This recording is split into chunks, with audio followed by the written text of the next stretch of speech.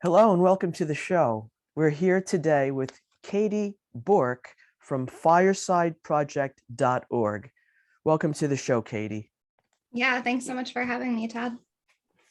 Great. I just want to say I think it's an amazing resource, this Fireside project. Just to preface all of this, this is something that I hope I can say that I was able to utilize myself, so I know that it works, and that's my testimonial just to begin with. And anyway, so please, Katie, if you could tell the audience a bit about what is the Fireside Project and who does it help and what can it do? Yeah, so I'm Katie. I use she, her pronouns, and I'm the Director of Operations and Outreach with Fireside Project.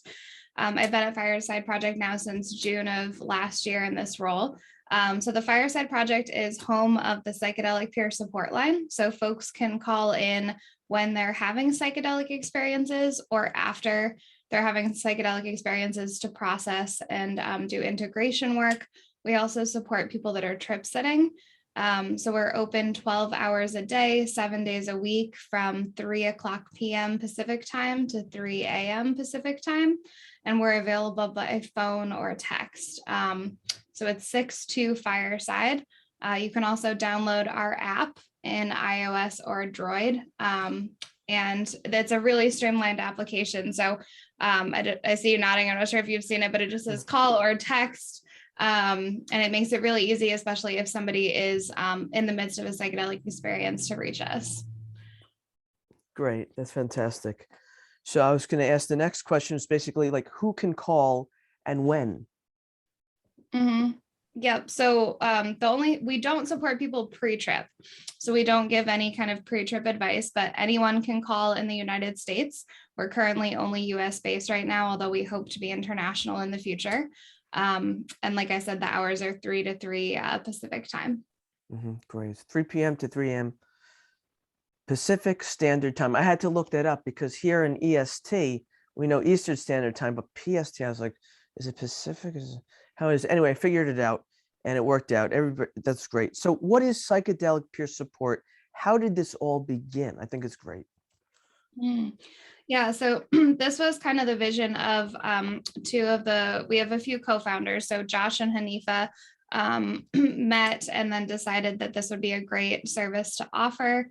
I don't want to kind of speak for them for their experience, their experience of kind of starting it, but yeah, I mean, we developed because this hasn't existed before. So often for people to receive support around their psychedelic experiences, they often have to have access to a lot of just different resources. And this is the first time that we are offering a service that's universal and accessible to everyone. And I think, at least for me personally, what really drew me to Fireside Project is that I have been doing peer support for over a decade in different types of mental health settings. And I think there's a really strong need for peer support within the medical model and alongside the medical model. And as psychedelics become medicalized, it's really important to be offering peer support to folks. And then additionally, as psychedelics are decriminalized, there's really a need for harm and risk reduction services. So we kind of meet, everyone where they're at, regardless of how they're kind of calling into the line. Somebody might be, at a club and wanting to call in, or they might be, following a ketamine treatment, for it kind of in the medical model. And they also just might be learning more about it as certain cities and states decriminalize psychedelics. Great. I was reading your profile on firesideproject.org and I found you wrote cognitive liberty. I wanted to ask you, what is cognitive liberty? Yeah. So I actually co-founded a project called the Cognitive Liberty Project, which is how I kind of got connected to Fireside originally. So cognitive liberty is the freedom of your mind. So the freedom to make choices. And I'm a strong believer in that substances can impact somebody's cognitive liberty. I think for me personally, I have a history of being on, psychiatric medications and also a history of using psychedelics. And I definitely felt like those substances all impacted my capacity to be a human in the world. And, for me personally, with the psychiatric medication, it often felt very limiting. And then with psychedelics, I felt like there was an expansiveness or a transformation within myself. So cognitive liberty is just the right to the right of your mind and the right to choose. And I really believe everyone should have access to medicine, substances, drugs, whatever you want to call it, universally. And I also personally am not a fan of like drug exceptionalism. So when I talk about harm and risk reduction, I'm talking about that for all substances across the board, including psychiatric medication. That's like my personal Great, thoughts on cognitive great, liberty. great, great, great. How about the power of mutuality? Yeah, I appreciate that you read this. I wanted to pick out some things that we'd have to talk about, that would be like Yeah. deep cuts that we could have things to talk about, but if it's up to you. Oh, no, I'm happy to talk about this. Okay. So my original training in peer support was through intentional peer support, which was, I'm actually based in Vermont, and it was created in Vermont by Chris Hansen and Sherry Mead. And they talk a lot in that training of peer support about mutuality, and how, if it's not working for both people, it's not working. So how you show up and interact with somebody when you're providing peer support is really important. You're obviously showing up for the other person, so you have to be aware of like what you're bringing, and that it's not about you, and your feelings also matter. So if something is really activating for you, it's important to own that and to recognize that. And there's kind of this whole practice of finding mutuality in the shared relationship that I think is really integral to peer support. Yeah. How can someone become a peer? Well, I personally believe everyone can be a peer. I think that there's limitations within the medical model at large around like what peer support looks like. And, certain states require certain certifications. I think you can be in any profession and also be a peer. And to me, peer means just showing up as a human and meeting somebody where they're at. To be a psychedelic peer support volunteer, you actually go through a really extensive our training has ranged in the number of days, but we have an upcoming training in February. It's a 4-day, really intensive training. So we focus a lot on active listening, reflective listening, being in silence, being with people. So for us, it's kind of a pretty intensive, an intensive training. So I don't know if I'm answering your question. I think it depends. It's great. It depends on who you ask. I personally think everyone has the capacity to be a peer and like hone into their own experiences and show up and be able to be an empathetic listener, and at times like participant in the conversation. But there's a lot of, I think, limitations when like certain states like don't let people like provide peer support unless they meet certain criteria. So correct. I agree with you. I had that same issue, as if we could say that. No, I had the issue of wanting to be a peer, and then they wanted to give me tests or online modules that I had to do, and I thought my lived experience makes me a seasoned person, and I think that's a peer. Yeah, I think it's important that to recognize like everyone has the capacity to be able to show up as a peer in their own way in the world. And I would add that I think that there's a lot of value to doing like certain trainings and modules in certain like environments. Like for the psychedelic peer support line, we talk about the scope of the line and like kind of reflecting back earlier that we don't offer pre-trip advice. So there's a lot of aspects I think that can go into trainings that are really important sometimes. But yeah. Yeah.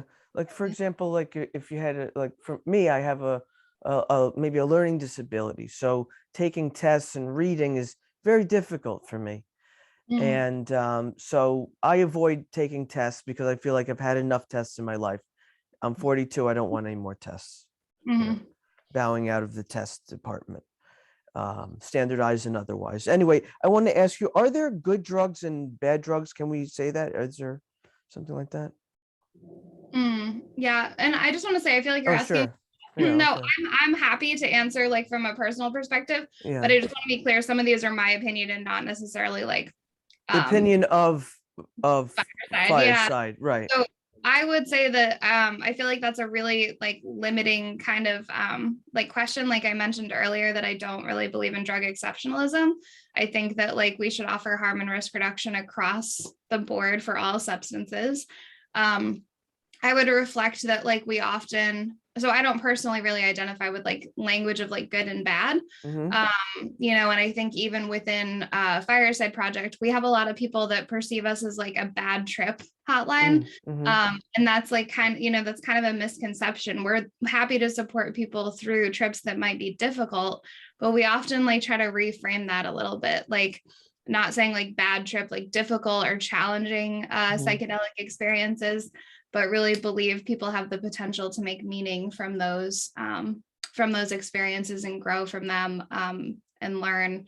So, you know, I don't see them necessarily. Somebody might self-identify, obviously, with like a bad trip, but when we Mm-hmm. talk about it, we typically reframe it to difficult or challenging. Mm-hmm. Mm-hmm. And also the messages and the information that's received on the trip is sometimes maybe I don't know if it's disturbing or troubling or maybe confusing. What is this purple goddess winking at me, or this or that, or all different kinds of things can happen. And to interpret that in a healthy, meaningful way so you can go on with your life by not being hospitalized. And this to me is preventative care. Mhm. Yeah. I mean, yeah, I think that I think that the history of hospitalization is like a whole other story to get into. Yeah, maybe another time we can get into that if you'd like to continue this conversation. Yeah, because I have a lot of, so I managed the Sateria House in Mhm. Vermont for many years, and that's like an alternative or preventative to hospitalization for folks in psychosis. So I'm a big big support of like having as many community oriented services as possible without psychiatric incarceration. Mhm, mhm, mhm. Very good, very good. Um, so I was going to ask, what is integration Mhm. of the experience for the people that don't know what does that mean, that word integration in this context?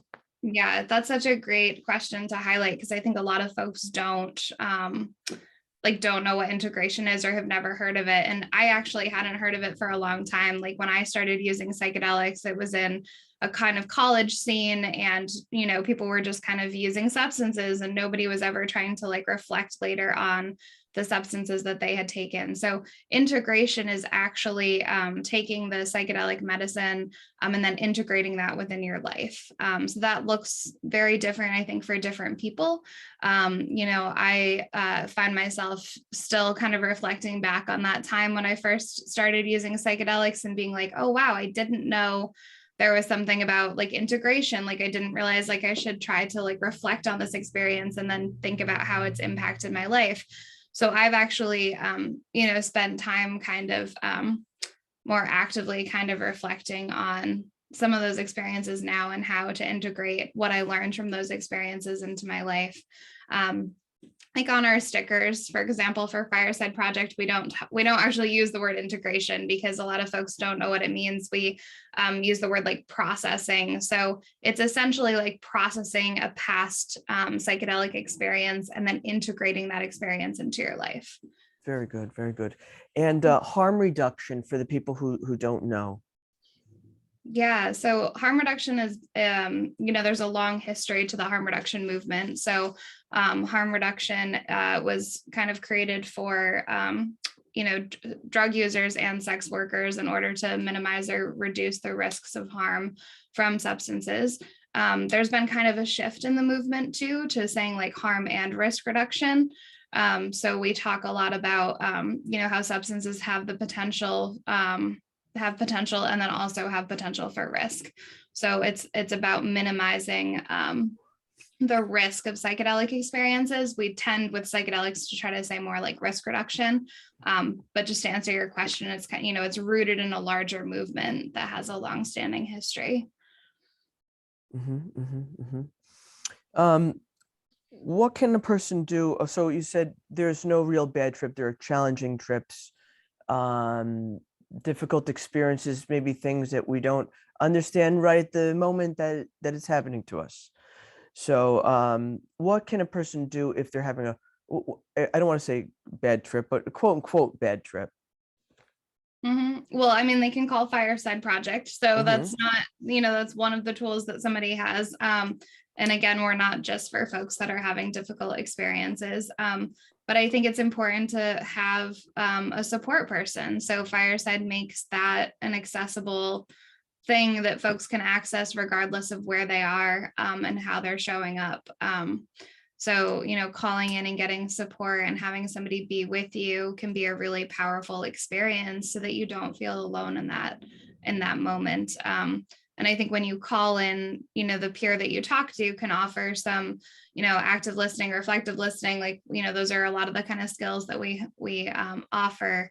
And then, sometimes might offer like grounding exercises and ask if you want to do some meditation or some breathing. Might ask like, I think for me, sometimes it's as simple as just even being like, oh, like I could use a warm cup of tea or I could use a blanket. So like, sometimes it's a very simple thing that can really shift how you're experiencing your environment. And the encouragement of self-care. Hmm. Just do you mean to talk how No, do you no, I'm agreeing with you. I'm saying like oh, like the to get a warm blanket for yourself and to care for yourself and to have a reminder to care for yourself. Sometimes if we're stuck in a trauma loop, it's hard to remember what our purpose is, mhm, and we could be looking in the mirror saying, "What is my life about?"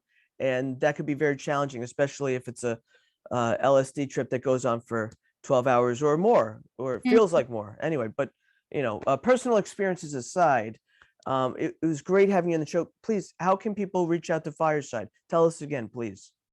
Yeah, so folks can call 62 Fireside or text 62 Fireside. And we really encourage folks to download our application in the App Store. And again, it's just a very streamlined app where folks can hit the button, call or text. I do just want to highlight here too that it is anonymous. So the only information that we have is information that folks choose to share with us. We do send like post-call surveys too that are optional for folks to fill out if they want to provide us some feedback. We really welcome feedback from the community. I think it's important for callers to feel like they're part of this psychedelic community too. Like we exist to support this larger psychedelic community, and we really want feedback. And I think just highlighting that it's anonymous is really important because it can be I think jarring for people to be like, well, why would I call a number when I might be using an illegal substance? And just wanting to re-highlight that it's anonymous, Great, and you have an app, confidential, sorry. confidential, yes, and you have an app, an app. Yes, yep, our app. Yeah, it's great. Highly encourage folks to download it. That's great. That's great. Anything else you'd like to tell the audience before we say goodbye for today?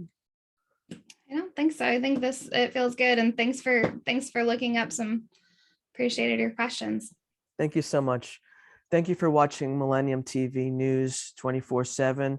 This has been Todd Goldfinger, and talk to you next time. Thanks. Peace out. Bye.